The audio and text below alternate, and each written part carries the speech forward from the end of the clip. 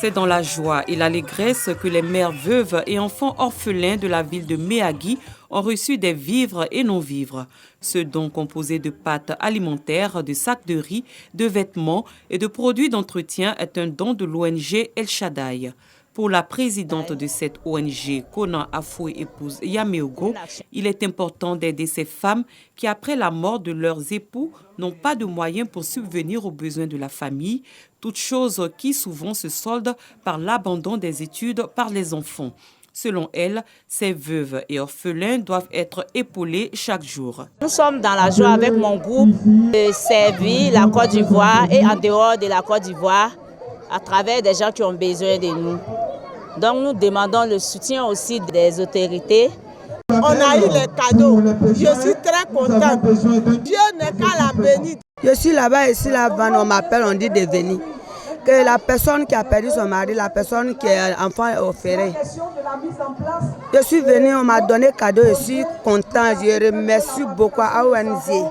Autorités administratives, politiques et coutumières ont salué l'initiative de l'ONG El Shaddai. Ces autorités ont demandé aux autres ONG et associations d'emboîter le pas à cette organisation. Des efforts sont réalisés par l'ONG et notre objectif c'est de l'accompagner dans l'élan pour que les veuves et les orphelins puissent être vraiment dans des cadres propices dans l'avenir. L'ONG El Shaddai ne compte pas s'arrêter en si bon chemin. Plusieurs actions sont prévues en faveur des veuves et orphelins de la région de la Nawa.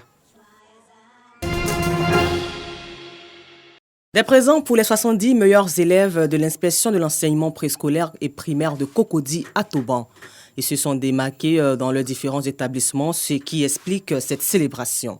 Une initiative de ce genre pour vraiment galvaniser, pour encourager surtout nos élèves, de nos enseignants. Fatoumata Kone est toutefois revenue sur la feuille de route donnée par la ministre de l'Éducation nationale et de l'alphabétisation, Mariatou Kone. Nous avons une feuille de route pour cette année scolaire 2020-2021 et je sais que ça sera la même chose pour les années à venir, qui est la recherche, rien que la recherche de la qualité. Fils de Cocody, qui a aussi effectué tout son cursus scolaire dans cette commune, Zanga Koulibaly, parrain de cette cérémonie, a rendu hommage aux enseignants qui permettent ses réussites avant de féliciter ses meilleurs élèves. Les enseignants, c'est un véritable sacerdoce. Les enseignants sont aujourd'hui le socle de ce que nous sommes. Nous qui sommes aujourd'hui dans l'administration, qui sommes cadres aujourd'hui, qui travaillons, nous savons que la base de notre formation, c'est l'enseignement.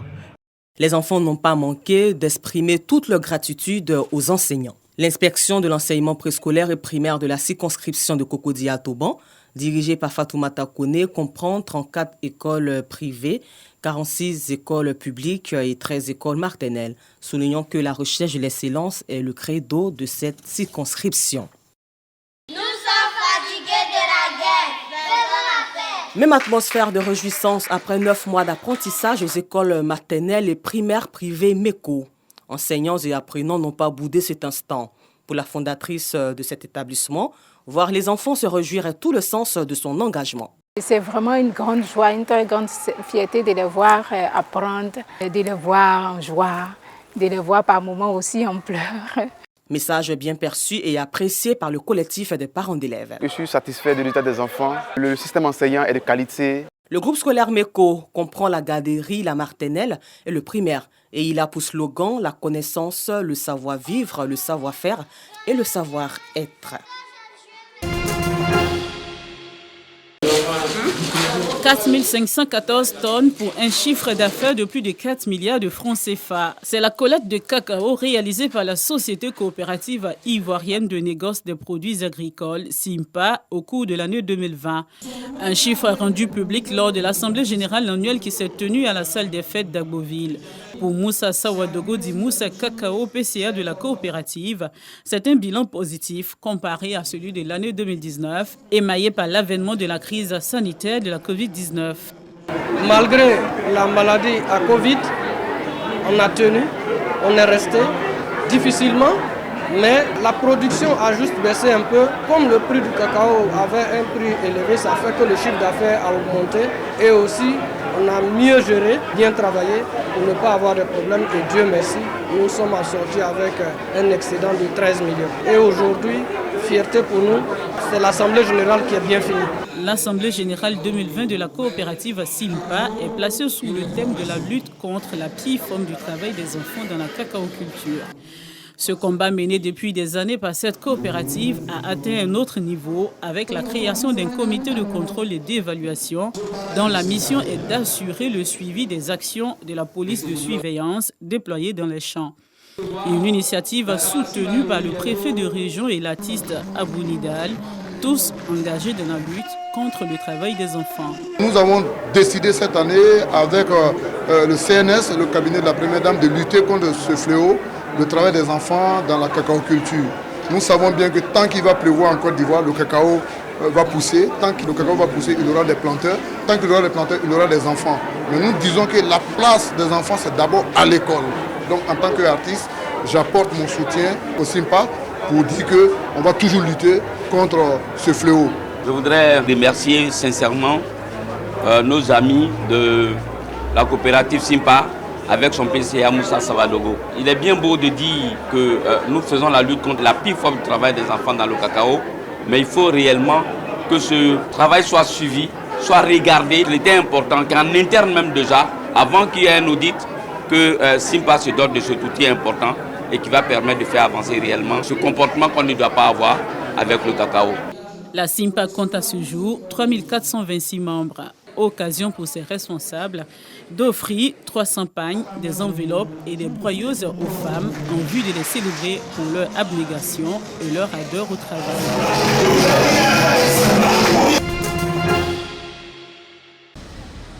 Bia Sud, quartier situé dans la commune de Koumassi. Des femmes à la tâche pour concocter de meilleurs plats.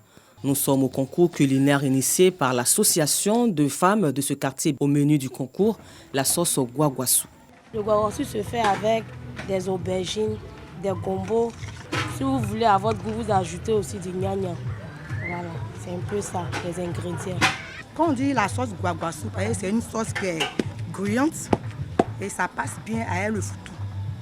Maintenant, par contre aussi, d'autres aiment le riz avec la sauce guaguassou.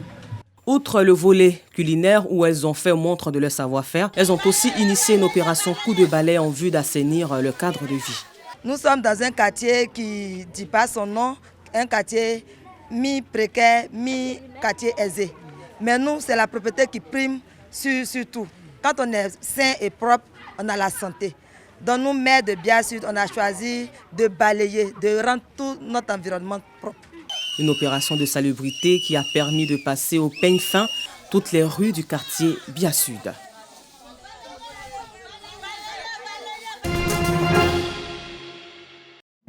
Grande barrière de corail Australie. L'UNESCO envisage de rétrograder le statut de la Grande-Bretagne, barrière de corail. Elle s'est détériorée à cause du changement climatique. Pour certains, la décision souligne le manque d'action de l'Australie pour la réduction des émissions de carbone. Notre grande barrière de corail a connu 3 épisodes de blanchiment massif au cours des 5 dernières années qui ont tué plus de la moitié de coraux du récif. Les organismes mondiaux et les scientifiques australiens ont lancé d'innombrables avertissements sur la réalité, à savoir que le récif n'a aucun avenir si nous ne réduisons pas rapidement nos émissions et si nous ne mettons pas fin à la production et à la combustion du charbon, du pétrole et du gaz. Donc ça ne devrait être une surprise du tout. L'Australie n'a pas fixé d'objectif de neutralité carbone d'ici 2050. Mais le gouvernement australien dit qu'il va s'opposer au projet de l'UNESCO. Je me lèverai dans chaque communauté et je le fais pour dire que nous avons le récif le mieux géré du monde, les talons or. Et personne ne m'a encore contredit. La décision était donc erronée. Il y avait manifestement de la politique derrière ça. Clairement, ces politiques ont subverti un processus approprié. Et le fait que le Comité du patrimoine mondial ne prévoit même pas cette inscription est, je pense, consternant. Le récif corallien australien qui s'étend sur 2000 km est le plus grand du monde.